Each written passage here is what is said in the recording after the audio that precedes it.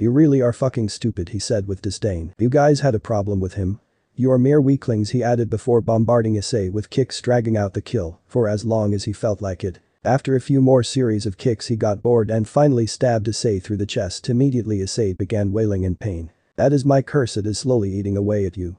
Your death will be soon and painful, he said with a smirk, but as Issei vision faded and he fell back to the floor, he saw someone wielding a long spear step over his body. End of the here. So that's it for today's video guys. Before you go, just like the video and share it with your friends. Bye.